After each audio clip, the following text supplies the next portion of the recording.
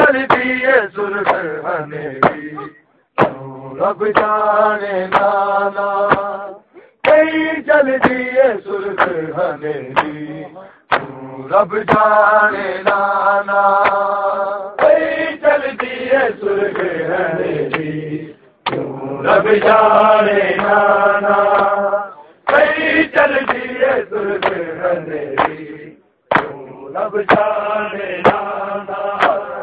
कहीं चलती है सुर्ख हनेरी, क्यों रब जाने नाना। कहीं चलती है सुर्ख हनेरी, क्यों रब जाने नाना। कहीं चलती है सुर्ख हनेरी, क्यों रब जाने नाना। कहीं चलती है सुर्ख हनेरी, क्यों रब जाने नाना। कहीं चलती है सुर्ख हनेरी, क्यों रब जाने नाना। कहीं चलती है सुर्ख हनेरी, क्यों रब जाने नाना। कहीं चलती है सुर्ख हनेरी, क्यों रब जाने नाना। कहीं चलती है सुर्ख हनेरी, क्यों रब जाने नाना। कहीं चलती है सुर्ख हनेरी, क्यों रब जाने नाना। कहीं चलती है सुर्ख हनेरी, क्यों रब जाने नाना। कहीं चलती है सुर्ख हनेरी, क्यों रब जाने नाना। कहीं चलती है सुर्ख हनेरी, क्यों रब जाने नाना। कल रात दे मैनू देने, कल रात दे मैनू देने, आए ख्वाब डरोने नाना। कहीं चलती है सुर्ख हनेरी, क्यों रब जाने नाना। कहीं चलती है सुर्ख हनेरी, क्यों रब जाने नाना। कहीं चलती है सुर्ख हनेरी, क्यों रब जाने नाना।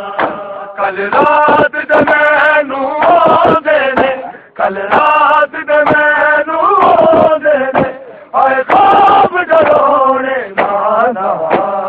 कहीं चलती है सुर्ख हनेरी, क्यों रब जाने नाना। कहीं चलती है सुर्ख हनेरी, क्यों रब जाने नाना।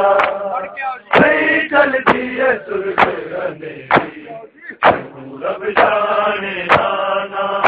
कल रात दे मैनू देने, कल रात दे मैनू देने, आए ख्वाब डरोने नाना।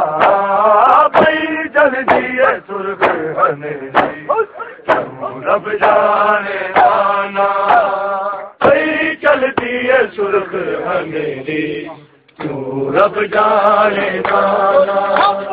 कहीं चलती है सुर्ख हनेरी, क्यों रब जाने नाना। तकदीर ना करके तुरे आती, अज दी गल चल गई 10वीं दी। तकदीर ना करके तुरे आती, अज दी गल चल गई 10वीं दी। दस मैनू किस दिन लोग भरने, बातें निभाने नाना।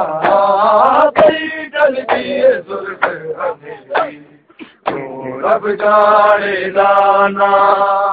कहीं चलती है सुर्ख हनेरी, क्यों रब जाने नाना।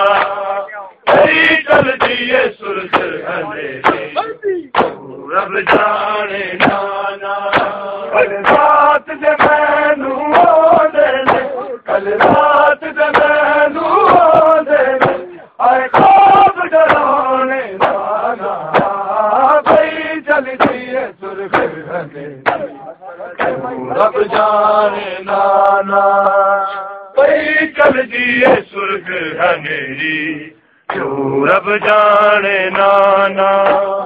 कहीं चलती है सुर्ख हनेरी, क्यों क्यों रब जाने नाना सतरी दा घर के खुलिया सी अज दी घर चल गई 10वीं में सतरी दा घर के खुलिया सी अज दी घर चल गई 10वीं में दस मैनू किस दिन अकबर ने बादल निभाने नाना कई कर दिए सुर्ख हने रब जाने नाना कई कर दिए सुर्ख हनेरी क्यों रब जाने नाना कई कर दिए सुर्ख हनेरी क्यों रब जाने नाना कल रात द मैनू देने कल रात द मैनू देने आए ख्वाब डरोने